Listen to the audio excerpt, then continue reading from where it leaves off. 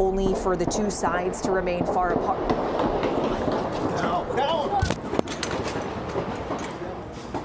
Only for the two sides to remain far apart.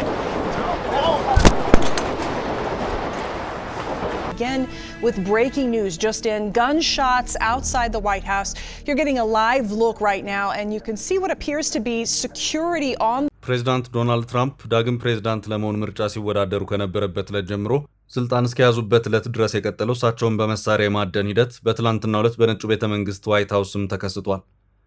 ጋዜጠኞች በዘገባ ሂደት ላይ እንዳሉ ድንገት በነጩ ቤተመንግስት ዙሪያ ከነጦር መሳሪያ የተከሰተው ሰው ለከባድ የተኩስ ሩምታ ምክንያት ሆኗል። በወቅቱ ትራምፕ የት ነበሩ የሚለውም ጉዳይ ሲያነጋግር ነበር። ትራምፕ ስለ ክስተቱ ያሉት ነገር አለ። ክስተቱ በርካቶችን አስደንግጧል። በመግቢያችን ላይ የተከታተላችሁት ከዚሁ ጋር የተያዘውን ነው። ይዘነዋል።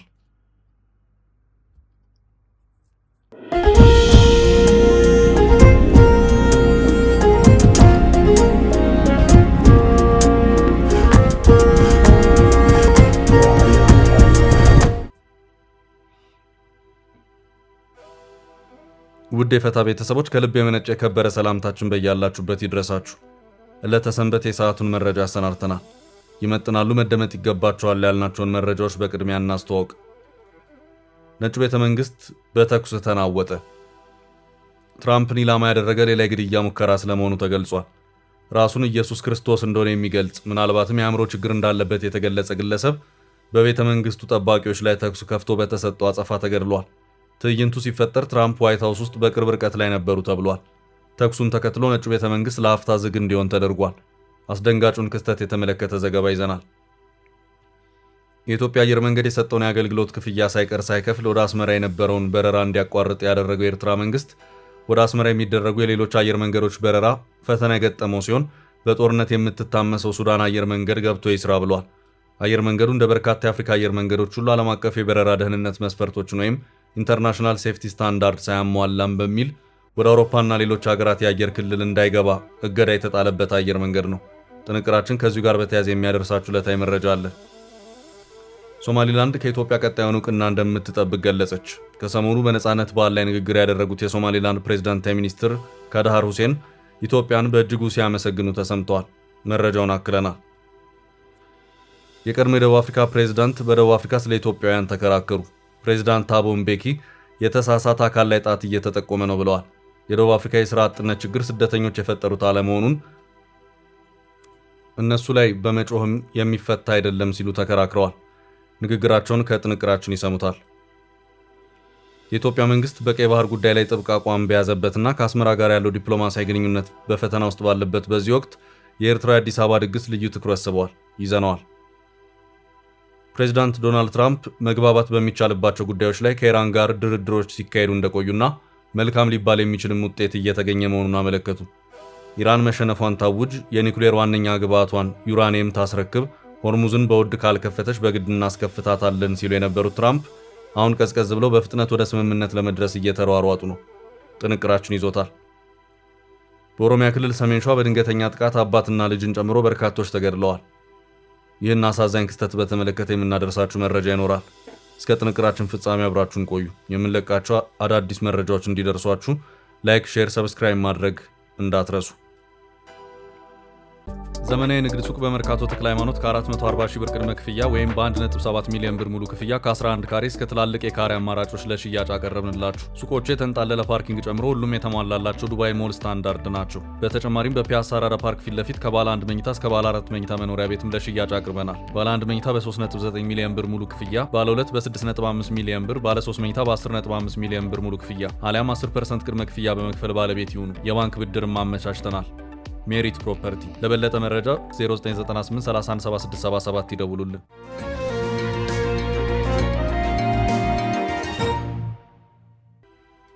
የቤተ መንግስቱ የተኩስ ልውውጥ።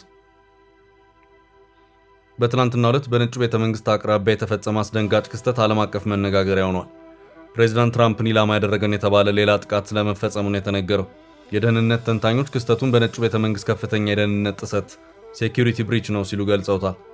ትናንትና መሻሹን በነጩ ቤተ መንግስት አጠገብ ትርምስ የፈጠረ የተኩስ ልውውጥ ነው የተፈጠረው።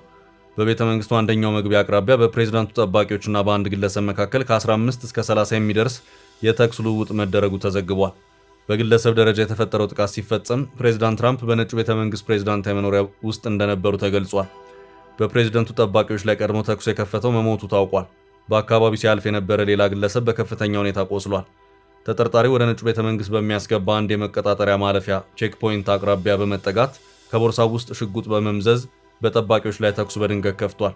ይህንን ተከትሎ ፖሊስ ወደ ግለሰቡ የተኮሰ ሲሆን የሴክሬት ሰርቪስ ቃል አቀባይ የሆኑት አንቶኒ ጉግሊልሚ ግለሰቡ በከፍተኛ ሁኔታ ተጎድቶ ወደ ጆርጅ ዋሽንግተን ዩኒቨርሲቲ ሆስፒታል መወሰዱንና በዚያው መሞቱን ገልጸዋል።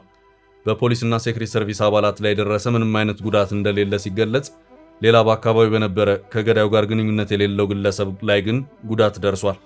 ነጩ ቤተ መንግስት ነገሩ እስኪረጋጋ ሙሉ በሙሉ ዝግ እንዲሆን መደረጉም ታውቋል። ፖሊስ ለሰዓታት በስፍራው ህዝብ እንዳይገኝ እገዳ ጥሎም ነበር።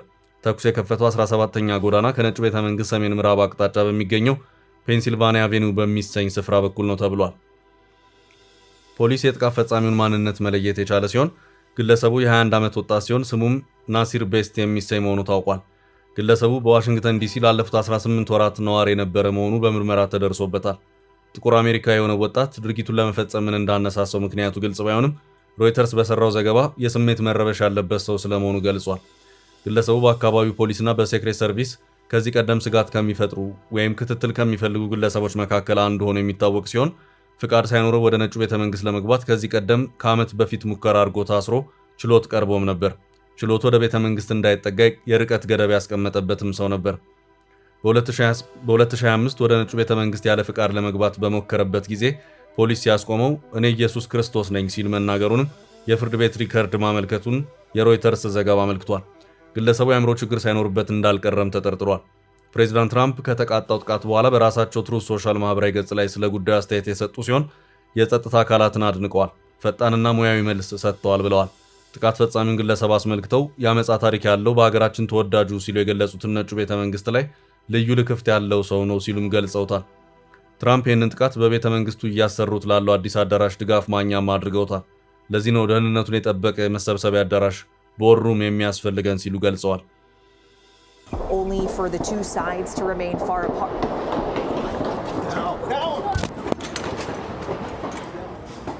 Only for the two sides to remain far apart. Again, with breaking news just in, gunshots outside the White House. You're getting a live look right now, and you can see what appears to be security on.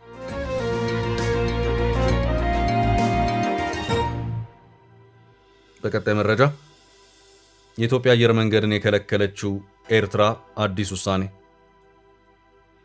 የኢትዮጵያ አየር መንገድ የሰጠውን የአገልግሎት ክፍያ ሳይቀር ሳይከፍል ወደ አስመራ የነበረውን በረራ እንዲቋረጥ ያደረገው የኤርትራ መንግስት ከዓመታት በኋላ ባድር ኤርላይንስ የተባለን የሱዳን አየር መንገድ መነሻውን አስመራ በማድረግ በረራ እንዲያካሄድ ፈቀደ። አየር መንገዱ እንደ በርካታ የአፍሪካ አየር መንገዶች ሁሉ ዓለም አቀፍ የበረራ ደህንነት መስፈርቶችን ወይም ኢንተርናሽናል ሴፍቲ ስታንዳርድ ሳያሟላም በሚል ወደ አውሮፓና ሌሎች ሀገራት የአየር ክልል እንዳይገባ እገዳ የተጣለበት አየር መንገድ ነው። ይህም በመሆኑ አየር መንገዱ አፍሪካ ውስጥ አልፎ አልፎም ወደ መካከለኛው ምስራቅ ሀገራት ቻርተርድ ቪአይፒ ፍላይትስ ወይም ልዩ የኪራይ በረራዎችን የሚያከናውን እንደዚሁም የጭነት አገልግሎቶችን የሚሰጥ ነው። በመለዋወጫዎችና በተሟላ የአውሮፕላን ጥገናዎችም የሚቸገር አየር መንገድ ሲሆን ሱዳን ጦርነት ውስጥ መቆየቷ አየር መንገዱ የበለጠ እንዲዳከም አድርጎታል። ከጦርነቱ መባባስ ጋር በተያያዘም የበረራ ማዕከሉን ከካርቱም በማንሳት ወደ ሀገሪቱ የወደብ ከተማ ፖርት ሱዳን አዛውሮትም ነበር። በአሁኑ ሰዓት ወደ አስመራ በረራዎችን የሚያደርጉ ስም ያላቸው አየር መንገዶች የሉ። ጀምረው አያዋጣም በሚል የተዉት በርካቶች ናቸው። ከዚህ ቀደም ከተርኪሽ ኤርላይንስ ጀምሮ እስከ ኤምሬት ድረስ ወደ አስመራ በረራዎችን ጀምሮ የነበረ ሲሆን የአስመራ በረራ ገበያ የለውም በሚል በረራውን ያቋረጡበት ሁኔታ ተከስቷል። ይህ ከሆነ ዓመታት ተቆጥረዋል። ወደ አስመራ መብረር የሚፈልጉ ዲያስፖራ ኤርትራውያንና የውጭ ቱሪስቶች ወደ ኤርትራ ጉዞ ለማድረግ የሚቸገሩ ሲሆን በኢትዮ ኤርትራ መካከል ሰላም መውረዱን ተከትሎም የኢትዮጵያ አየር መንገድ ዳግም ወደ አስመራ ጉዞ መጀመሩ የኤርትራን የጉዞ ተደራሽነት ቀለል እንዲል አድርጎት ነበር። ሆኖም የኤርትራ መንግስት በኢትዮጵያ አየር መንገድ ጉዞ ኤርትራውያን ተጓዦች ዕቃ እየጠፋ ነው በሚል አየር መንገዱ ለበረራ የሰጠውን አገልግሎት ክፍያ ሳይቀር ሳይፈጽም በረራው እንዲቋረጥ ያደረገበት ሁኔታ ተፈጠረ። በማሊ ሁለቱ ሀገራት ግንኙነትም ሻከረ። አሁን ደግሞ በጦርነት እየታመሰች ያለችው የሱዳን አየር መንገድ ከአስመራ መነሻውንና መድረሻውን አድርጎ ይብረርልኝ ሲል የኤርትራ መንግስት ከአየር መንገዱ ጋር ስምምነት የፈጸመ መሆኑን በትላንትናው ዕለት የሀገሪቱ ማስታወቂያ ሚኒስትር በኤክስ ገጹ ባጋራው መልእክቱ አስታውቋል።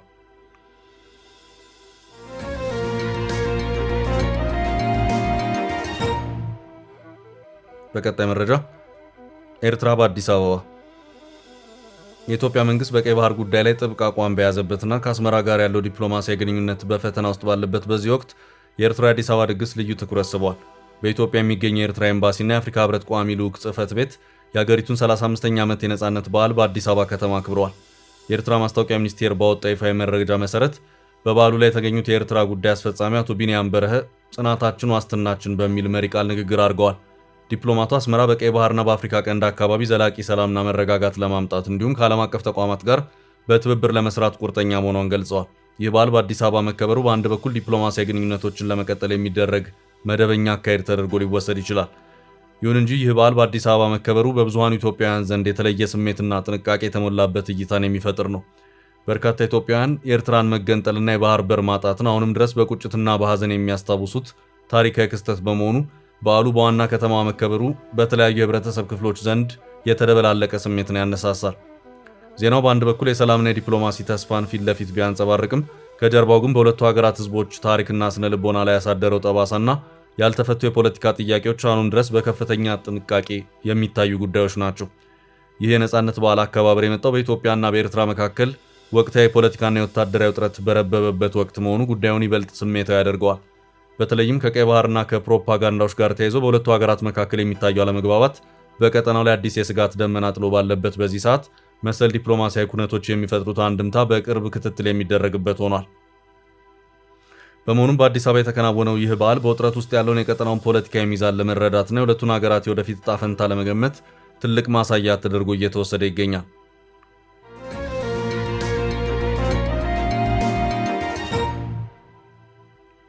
በቀጣይ ርዕስ የቀድሞ የደቡብ አፍሪካ ፕሬዝዳንት በደቡብ አፍሪካ ስለ ኢትዮጵያውያን ተከራከሩ። ታቦ ምቤኪ ስራ አጥነት በስደተኞች ላይ አታላኩ። በሳምንቱ ኢትዮጵያና ደቡብ አፍሪካ በኢትዮጵያውያን ስደተኞች ላይ የደረሰው ጥቃትና ግድያ ላይ ምርመራ ለማድረግ የጋራ ቡድን እንደሚያቋቁሙ መገለጹ ይታወሳል። የጋራ ምርመራ እንደሚደረግ የተገለጸው ኢትዮጵያ በደቡብ አፍሪካ በዜጎቿ ላይ የሚደርሱ ጥቃቶችን በተመለከተ ከደቡብ አፍሪካ ልዩ ልዑክ ጋር ንግግር ማድረጓን ተከትሎ ነው። በደቡብ አፍሪካ በጸረ ስደተኛና ጥላቻ ዘመቻ ኢትዮጵያውያን ከፍተኛ ተጎጂዎች ሲሆኑ 4 ኢትዮጵያውያን አሰቃቂና ጭካኔ በተሞላበት መልኩ በሽጉጥ መገደላቸው ይታወሳል። ገዳዮቹ ከህገወጥ ታክስ ማስፈራሪያ ጋር በተገናኘ በወንጀል የተደራጁ ስለመሆኑ የደቡብ አፍሪካ ፖሊስ የገለጸ ሲሆን የጸረ ስደተኞች ተቃውሞ ኢትዮጵያውያኑን ለጥቃት የዳረገ አካልና ንብረት ላይ ጉዳት ያደረሰ መሆኑ ይታወቃል። ደቡብ አፍሪካውያኑ በተለይ የዙሉ ማህበረሰብ ስደተኞች ስራችንን ቀምተውናል የሚል ክስ የሚያሰሙ ሲሆን ይህንን ክስ የቀድሞ የደቡብ አፍሪካ ፕሬዝዳንት ታቦ ምቤኪ አጣጥለውታል። ፕሬዝዳንቱ በሳምንቱ በኬፕ ታውን በተደረገ የቢዝነስ ስብሰባ ላይ ባደረጉት ንግግር ለስራ አጥነት ችግሩ ስደተኞች ላይ ጣት መጠቆማችሁን አቁሙ ሲሉ ተሰምተዋል። ፕሬዝዳንቱ የተሳሳተ ሰው ላይ ጣት እየተጠቆመ ነው ሲሉ የደቡብ አፍሪካ ስራ አጥነት ችግር ስደተኞች ፈጠሩት፣ እነሱን ኢላማ በማድረግ የሚፈታ አለመሆኑን ገልጸዋል። ታቦ ምቤኪ አክለውም ጃኮብ ዙማና ሲሪል ራማፎዛ በሀገሪቱ ከፍተኛ ስራ አጥነት እንዲፈጠር አድርገዋል ያሉ ሲሆን ለችግሩ ምክንያት ህገወጥ ስደተኞች አይደሉም ሲሉ የደቡብ አፍሪካ መንግስትን ተጠያቂ አድርገዋል። ህገወጥ ስደተኞች በደቡብ አፍሪካ ምንጊዜም ነበሩ፣ ስራ አጥነቱ ግን አሁን ነው የመጣው፣ ይህም የአስተዳደር ችግር ነው ብለዋል። ስራ አጥነትና ወንጀልን ስደተኛ ላይ በመጮህና ኢላማ በማድረግ አትፈቱትም፣ ጣታችሁን ወደ ችግሩ ምንጭ ጠቁሙ ሲሉም መክረዋል። ፕሬዚዳንቱ ደቡብ አፍሪካ ለኢኮኖሚ የተገባ አቅምና ክህሎት ያለው የስራ ኃይል የለም ሲሉም የችግሩ ምንጭ ያሉትን አመላክተዋል።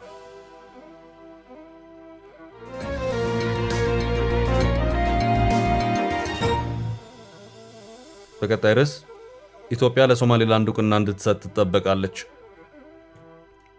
ከጥቂት ወራት በፊት ለመጀመሪያ ጊዜ ለሶማሌላንድ የሀገርነት እውቅና የሰጠውን የእስራኤል መንግስት ውሳኔ ተከትሎ በቀጣይ ተስፋ ከተጣለባቸው ሀገሮች መካከል ኢትዮጵያ፣ ታይዋንና የተባበሩት አረብ ኤምሬትስ ናቸው ሲሉ የሀገሪቱ ባለስልጣናት ማስታወቃቸውን የሪፖርተር አማርኛ ዘገባ አመለከተ። ሶማሌላንድ በሳምንቱ ሚያዝያ 18 ቀን ከሶማሊያ ነጻ የወጣችበትን ቀን ያከበረች ሲሆን ክብረ በዓሉ በተለያዩ ወታደራዊ ትርኢቶች በሀርጌሳ ከተማ ተከብሯል። እንደ አውሮፓውያን አቆጣጠር በ2025 መገባደጃ ለሶማሌላንድ እስራኤል እውቅና የሰጠች ሲሆን ሰሞኑን የመጀመሪያው የሶማሌላንድ ባለሙሉ ስልጣን አምባሳደር ሆነው የተሾሙት መሐመድ ሃጊ ለእስራኤል ፕሬዝዳንት አይዛክ ሄርዞግ የሹመት ደብዳቤያቸውን አቅርበዋል። በዓመታዊ ክብረ በዓሉ ለታይዋን፣ ለኢትዮጵያና ለተባበሩት አረብ ኤምሬትስና ለኬንያ ከልብ የመነጨ ምስጋና እናቀርባለን ያሉት የሶማሌላንድ ፕሬዝዳንታዊ ሚኒስትር ከዳሃር ሁሴን ናቸው። ኢትዮጵያ በሶማሊያ መንግስት ተገፍተው ወደ ድንበሯ የገቡ ሶማሌላንዳውያንን ተቀብሎ በማስተናገድና የጎረቤት ሚናዋን በመወጣቷ ትልቁ አክብሮት አለን ብለዋል። በቀጣይ ኢትዮጵያ ለሶማሌላንድ የሀገርነት እውቅና ትሰጣለች የሚል ተስፋ እንዳላቸው ተናግረዋል። የውጭ ጉዳይ ሚኒስትሩ አብዱራህማን ዳሂር አዳን እስራኤል ለሶማሌላንድ ከሰጠችው ታሪካዊ የተባለለት የእውቅና እርምጃ ቀጥሎ ኢትዮጵያ፣ ታይዋንና የተባበሩት አረብ ኤሚሬትስ የምንጊዜም የቅርብ ወዳጆቻችን በመሆናቸው ትልቅ ምስጋና አለን ብለዋል። ወደፊትም አብረው እንደሚቀጥሉና የእስራኤልን ውሳኔ በመከተል እርምጃቸውን ያሳያሉ የሚል ተስፋ እንዳላቸው አስረድተዋል። እነዚህ ሀገሮች የምንጊዜም የልብ ወዳጆቻችን ናቸው፣ ለሶማሌላንዳውያን ከወዳጅ የሚጠበቀውን ምላሽ ይሰጣሉ ተብሎ ይጠበቃሉ በማለት ተናግረዋል። ከድል በዓሉ ጋር በተገናኘ ሀገሪቱ ፕሬዝዳንትና ሚኒስትሮች እንዲሁም የታይዋን፣ የተባበሩት አረብ ኤሚሬትስ፣ የኢትዮጵያና የኬንያ ዲፕሎማቲክ ማህበረሰብ ተወካዮች በተገኙበት ምስረታዊ ይፋ የተደረገው የሶማሌላንድ የነጻነትና የእውቅና ተቋም በመጪዎቹ ዓመታት ሀገሪቱ ስትመኝ የቆየችውን የሀገርነት እውቅና ያሳካል ብለው እንደሚጠብቁ የሀገሪቱ ፕሬዝዳንት አብዱራህማን መሐመድ ገልጸዋል። የሶማሌላንድ ፕሬዝዳንት አብዱራህማን መሐመድ በንግግራቸው የተመሰረተው ተቋም ዋጋ ለከፈሉ ሶማሌላንዳውያን ትልቅ ተስፋ አለው ብለው የመጨረሻ ውጤት ያመጣል ብለን እናስባለን ብለዋል። በሶማሊያ መንግስት ለታሰሩ፣ ለተፈናቀሉ፣ ለተገደሉ፣ ስቃይ ለደረሰባቸውና ለተዘረፉ ሁሉ ሳይቀር በህግ እንጠይቃለን ያሉት ፕሬዝዳንቱ የደረሰውን ግፍ አንረሳውም፣ ጊዜ የማያልፍበት ቁስል ነው ብለዋል።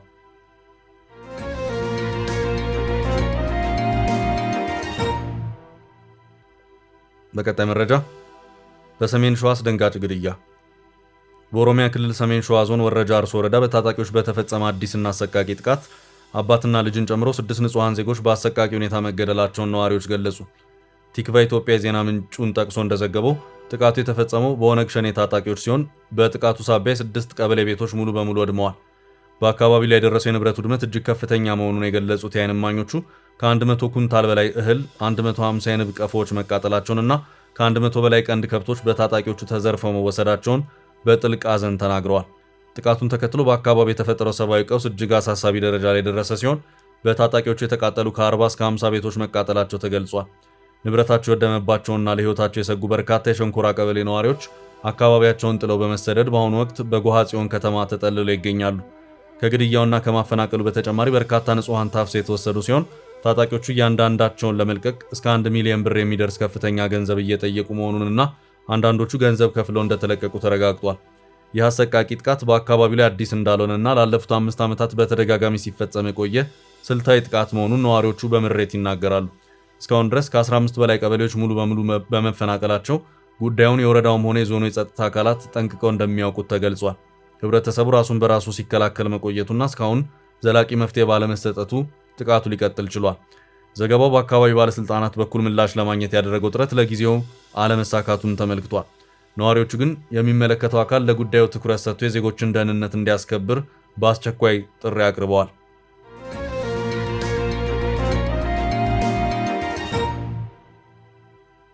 በቀጣይ መረጃ ከኢራን ጋር ስምምነት ላይ እየደረስን ነው። ትራምፕ ፕሬዚዳንት ዶናልድ ትራምፕ መግባባት በሚቻልባቸው ጉዳዮች ላይ ከኢራን ጋር ድርድሮች ሲካሄዱ እንደቆዩና መልካም ሊባል የሚችልም ውጤት እየተገኘ መሆኑን አመለከቱ። ፕሬዚዳንቱ በበርካታ ጉዳዮች ላይ መግባባት ላይ ተደርሷል፣ በዚህም በኢራን የተዘጋው የሆርሙዝ ሰርጥ ሳይቀር ይከፈታልም ሲሉ በትሩዝ ማህበራዊ ትስስር ገጻቸው ላይ ባጋሩት መረጃ አስታውቀዋል። የኢራን መንግስት አቋምን ይፋ ያደረገው የአገሪቱ መንግስታዊ ሚዲያ ፋርስ ኒውስ በበኩሉ የሆርሙዝ ወሽመጥ ቅድመ ጦርነት እንደነበረው አይሆንም፣ በኢራን ስር ሆኖ ይቀጥላል፣ ይህንንም ኢራን ለአሜሪካ ግልጽ አድርጋለች ሲልም አስታውቋል። አሁን እየተባለ ያለው የለየለት ስምምነት ሳይሆን ወደፊት ወደ ስምምነት ሊያደርስ የሚያስችል የመግባቢያ ስምምነት ወይም ሜሞራንደም ኦፍ አንደርስታንዲንግ ነው። ትራምፕ የመጀመሪያው የስምምነት ጭብጥ ጠላትነትን ቀሪ አድርጎ መተማመን መፍጠር ነው ያሉ ሲሆን ከዚያም በሆርሙዝ ጉዳይ ነገሮች ቀስ በቀስና በሂደት የሚከወኑ ይሆናል ሲሉም አስታውቀዋል።